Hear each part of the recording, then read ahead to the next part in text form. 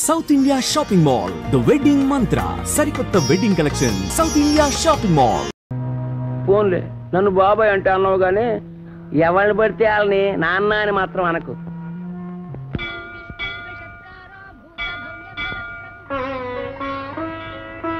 ఏమిటి ఆలోచిస్తున్నావు భాను?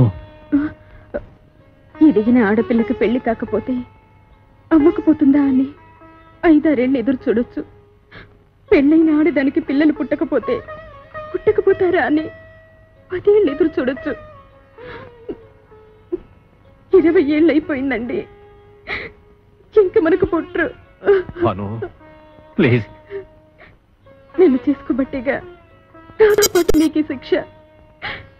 ఇదే నన్ను కాక ఇంకెవరినైనా చేసుకునుంటే ఏడా తిరగకుండానే పండంటి బిడ్డను కనిచ్చుండేది. భాను, చాలా కాలంగా నీతో విషయం చెప్పాలనుకుంటున్నాను. నువ్వింత మనసు విప్పి మాట్లాడిన తర్వాత కూడా నేను నిజం చెప్పకపోతే నీకు అన్యాయం చేసిన వాడవుతాను. నీకంటే ముందు నాకు మరో అమ్మాయితో పెళ్ళైంది. పెద్దవాళ్ళకి చెప్పే ధైర్యం లేక ఆమెతో రహస్యంగానే కాపురం చేశాను. నువ్వు అన్నట్టుగానే ఏడాది తిరగకుండానే 12 బిడ్డ నా చేతికిచ్చింది.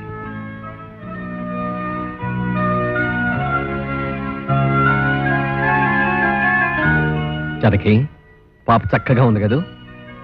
ఏమిటి నిద్రపోతున్నావా? జానకి, జానకి, జానకి! అప్పటి నుంచి నా బిడ్డ ఓ అనాథలా పెరిగింది. ఆ రోజు నుంచి అప్పలకొండ ద్వారా దాని అవసరాలు తీర్చగలిగానే కానీ ఏ రోజున దాన్ని ఎదురుగా పడి నేను నిన్ను కన్న తండ్రి నమ్మా అని చెప్పలేకపోయాను.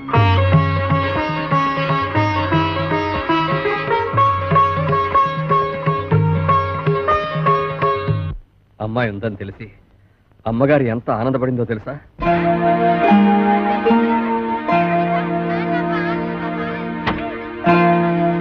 నమస్కారం అండి, బాగున్నారా? బాగున్నానమ్మా. మా కాంచనమ్మ గారు పిలుస్తాను రండి.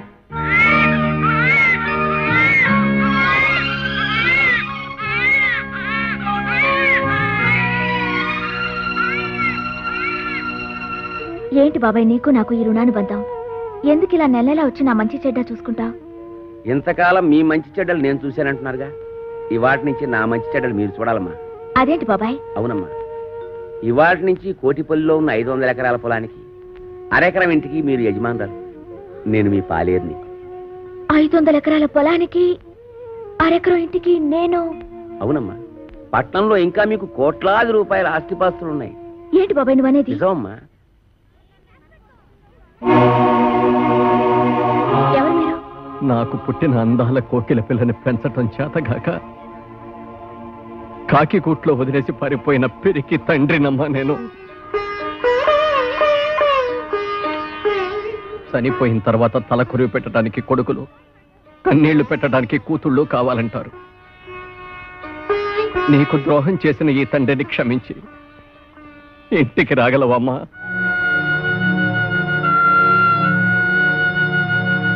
ఇక్కడ ఎంతో మంది అనాథలున్నారు.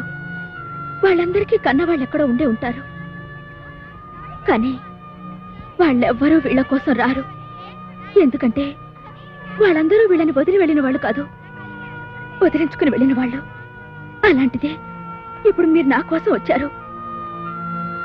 ఇంతకాలం రాలేదంటే మీకేమి ఇబ్బందులున్నాయో. ఇంతకాలం నన్నెందుకు వదిలేశారని బాధపడటం కంటే ఇంతకాలానికైనా నా కోసం వచ్చారని సంతోషపడటం మంచిది కదా నాన్న. బాబాయ్, నేను జగన్మోహన్ రావు గారి కూతుర్ని. అవునమ్మా, నువ్వు నా కూతురువే. అమ్మా రామ్మా, మన ఇంటికి వెళ్ళిపోతావు. రామ్మా. నాకున్న బలంగా వచ్చేయాలనుంది నాన్న, కానీ ఎల్లుడితో నా ఎగ్జామ్స్ అయిపోతాయి. అవగానే వచ్చేస్తాను నాన్న. అలాగేనమ్మా, త్వరగా వచ్చేసి. అబ్బా, కాసేపట్లో దుర్ముహూర్తం వచ్చేస్తుంది. అలాగే, ఇప్పుడు నేను చాలా అర్జెంట్ పని మీద వైజాగ్ వెళ్తున్నాను. రేపు ఫోన్ చేయండి, వచ్చిన తర్వాత తీరిగ్గా మాట్లాడుకుందాం. ఓకే? సారీ, కాస్త లేట్ అయిపోయింది. ఏయ్, ఏమిటి ఇవన్నీ? అమ్మాయి మీద ఎంత ప్రేమ ఉంటే మాత్రం ఇవన్నీ అక్కడికి తీసుకెళ్ళి ఇవ్వాలా? ఇవన్నీ అమ్మాయి కాదండి, పాపం ఫ్రెండ్స్ అందరినీ వదిలేసి వస్తుంది కదండి, వచ్చే ముందు గుర్తుగా అందరికీ తలొట్టించుకుంటే దానికి తృప్తిగా ఉంటుంది. Very good idea.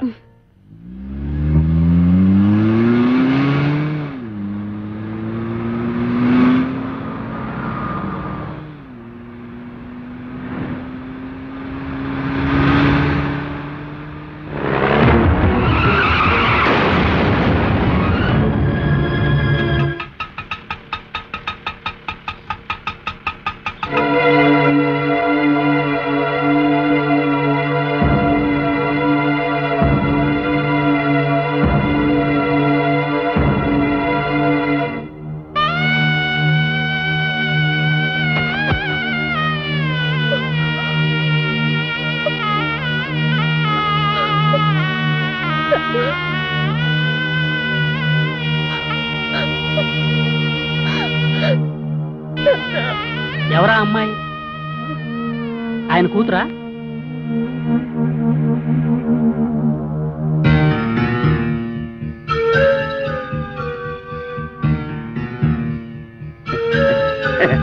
కూతురా? పిల్లలు లేరన్న బెంగతోనే కదండి బాబు. ఆయన వ్యాపారం సరిగ్గా చేయలేక మీ అందరికీ బాకీలు పడి నాన్న అంటాదేంటి? పల్లెటూరు అండి. నన్ను అడిగితే నాకేం తెలుస్తాయి బాబు ఈ పట్టణంలోని మోసాలు. పిల్లలు లేని గొప్పింటి వాళ్ళు పోయారని తెలిసి కూతుర్నంటూ ఆస్తి కోసం వచ్చేసి ఉంటది.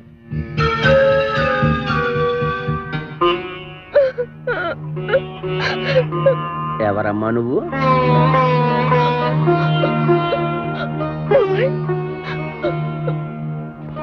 నేను నీకు బాబాయినా?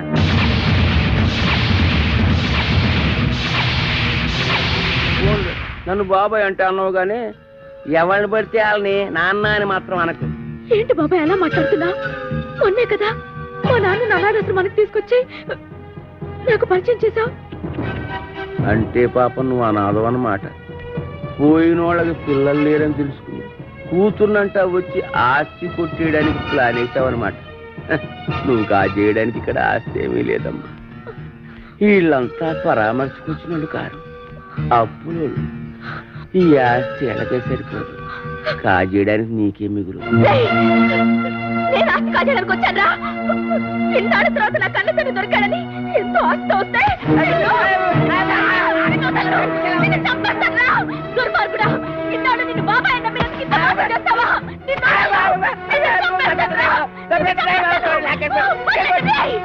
నీకు మానవత్వం లేదురా. నీది ఒక బ్రతికేనా? నువ్వు ఇంటి దుర్మార్గుడు అనుకోలేదు.